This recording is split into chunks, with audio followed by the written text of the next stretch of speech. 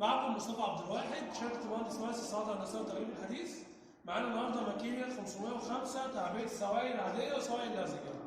سوائل عادية زي البرفان، زي المياه المقطرة، زي أي سوائل عادية خفيفة. سوائل لزجة زي الجيل، الكاتشب، المايونيز، الحاجات التقيلة اللي هي فيها لزوجة. عندنا هنا في أدوس بنبدأ نحط فيه الكمية بتاعتنا، وبنبدا نظبط الكميه زي ما احنا عايزين، وبنبدا نشتغل ونحط الرول زي ما احنا شايفين. وده المنتج النهائي بتاعنا اللي معانا. لحام رباعي من على الجنبين وفوق وتحت، لحام برواز رباعي.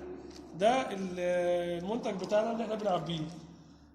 بنعبي النهارده منتج كام؟ 2 جرام بالظبط. لو شفنا اهو ده 2 جرام، ونقدر نعبي 1 جرام او نص جرام. معانا من اول 1 جرام ل 65 جرام كامل. ده على الايه؟ على الادوس. لو سوائل لزجه 80 جرام بالظبط، من 1 جرام ل 80 جرام لو سوائل لزجه. سوائل عاديه او احنا عايزين نتحكم فيها بكميات اقل، نص جرام او جرام، بنبدا نحط مكنه زي كده، مكنه ديسك توب تعبئه سوائل. احنا معانا النهارده برفان، فبنعبي عليها ايه؟ جرام ونص، 2 جرام، فبنبدا ان احنا نزودها بمكنه ديسك توب زي كده. بمجرد ان احنا حطينا الرول بتاعنا وشغلنا المكنه، بتشتغل كهرباء 220 فولت، كهرباء البيت العادي. تدينا من اول 30 ل 80 كيس في الدقيقه الواحده. وبدأنا شغل زي ما انتم شايفين. ده هو الشغل بتاعها زي ما احنا شايفين اهو.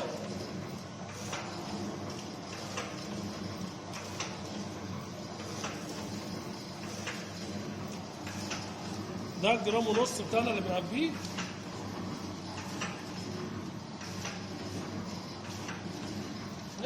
نقدر نعبي عليها اي منتج في لحام اكياس رباعي. نقدر نعبي عليها شطه، دقه، كاتشب، مايونيز، برفان، جل، اي منتج في لحام رباعي من اول 30 ل 80 كيس في الدقيقه الواحده.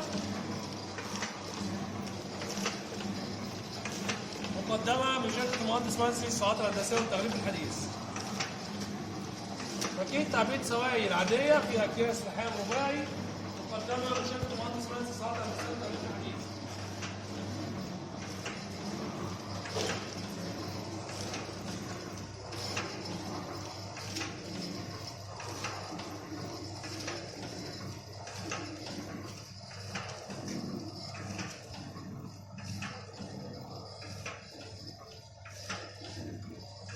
أكيد تعبئة سوائل أكياس 505 مقدمة من شركة مهندس مؤسس الصناعات الهندسية والتغيير.